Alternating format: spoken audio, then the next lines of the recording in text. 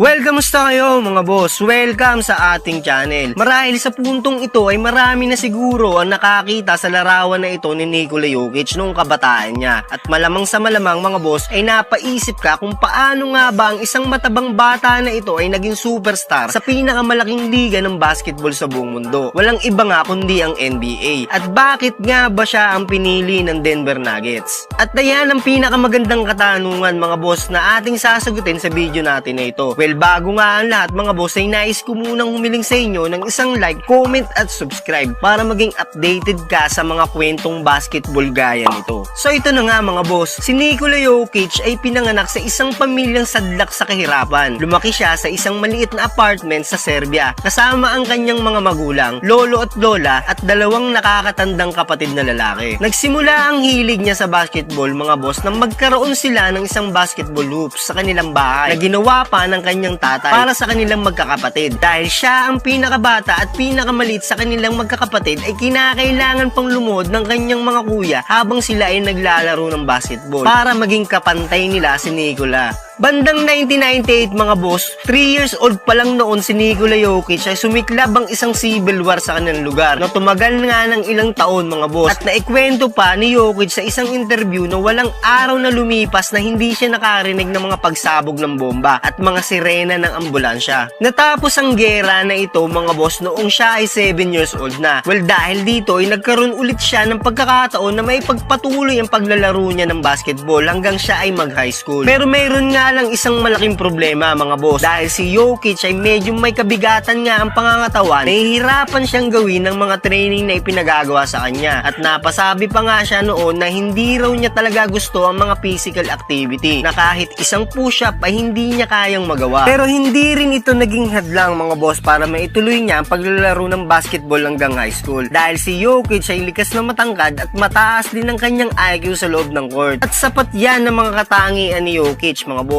para makahikayat ng mga pro team sa Serbia na maaaring kumuha sa kanya. Dito nga ay nakuha siya mga boss ng Mega Basket noong 2012. Pero wala sana siyang balak paglaruin dito ng team mga boss. Ngunit naisip ng management na ibaba siya sa junior league nito. Balit nakapaglaro lang siya dito ng 5 games mga boss. May average na 2.3 points at 2.6 rebounds sa loob ng 10 minutes playing time per game. Pero sa sumunod na taon niya dito mga boss ay dito na unti-unting napapansin ng mga analyst ang kahalagahan nito ni Jokic. Agad siyang inilipat sa senior league. Ngunit sa ibang liga siya napunta para maglaro. Ito nga ay ang ABA na ang ligang ito ay pinaglalaroan ng iba pang mga basketball club sa buong Europe. Ang ABA mga boss ang kanyang naging stepping stone para makilala siya ng gusto. Hindi lang sa kanilang bansa kundi sa buong Europe. Noong 2013 ay nag-average siya ng 12 points, 7.1 rebounds, 3.2 assists per game. Dito rin nagsimula mga boss nang ma-hype ng mga tao ang playing style nito ni Jokic. Bawat laro niya sa Adriatic League ay talaga namang inaabangan ng mga fans.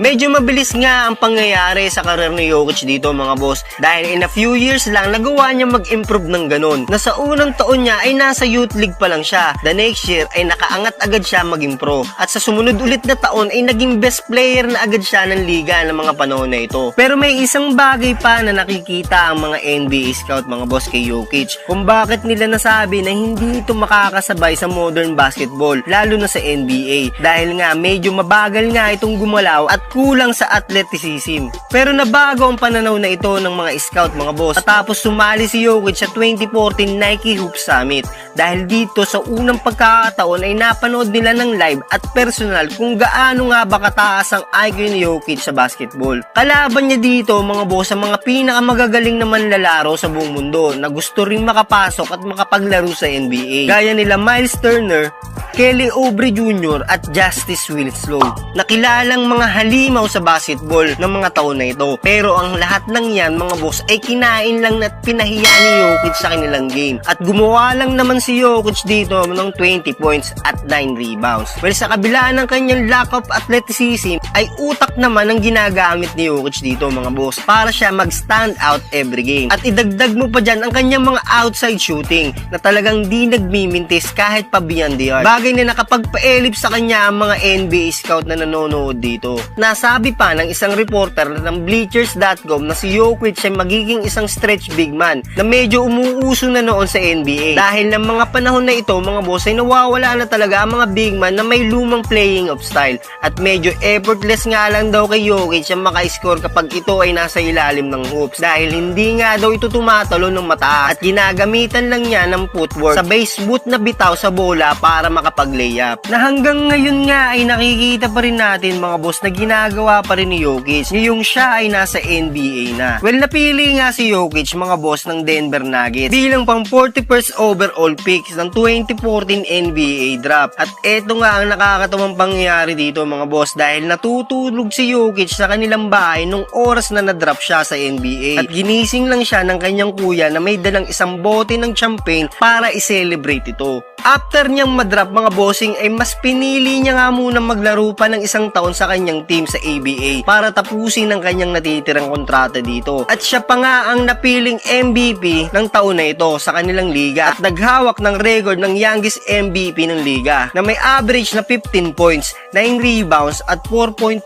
assists per game. Marami ang nakapagsabi na si Jokic ay karapat-dapat na napili pa sa mas pataas na rank. Pero sa ngayon nga, mga boss, ay hindi naman natin nakikita na lugi ang Denver Nuggets sa pagkakapili dito kay Jokic. Dahil kita naman sa kanyang performance na malaki talaga ay naitutulong niya sa team. Na hindi man siya ganun ka-athletic gaya ng iba, ay sa IQ pa lang sa loob ng court, mga boss, ay yamado na siya. Kung mapapansin nyo, mga boss, sa tuwing makaka-score at makakapag-assist tong si Jokic, ay nadadaan niya sa perfect timing. Nakakaya niyang kontrolin ang kanyang laro sa perfectong pamamaraan, bagay na hindi kayang gawin ng ibang mga big man. Si Jokic, mga boss, ay naging most valuable player ng dalawang magkasunod na taon, 2021 at 2022 NBA season. Naging 5-time NBA All-Star, 3-time All-NBA First Team. Ngayong ang katatapos nga lang ng NBA Finals, mga boss, at sa pangunguna niya ay nakuha ng Denver Nuggets ang kanilang first ever NBA Championship title, kalaban ng Miami Heat. At kauna-unahan ding NBA title kay Nikola Jokic. At siya pa ang inirang na Finals MVP. Dahil dyan ay nakapag-set siya ng record na siya ang kauna-unahang nakakuha ng Finals MVP na nanggaling sa pinakamababang NBA draft spot. At yan ang storya kung bakit nga ba siya pinili ng Denver Nuggets. I-comment lang sa baba ang opinion nyo, mga boss, at babasahin natin yan. So ito lang muna ang video natin sa ngayon, mga boss, at bago nga tayo magtapos ay nais ko muna ulit tumiling sa inyo ng isang like, comment at subscribe para naman maging updated ka sa ating mga future videos.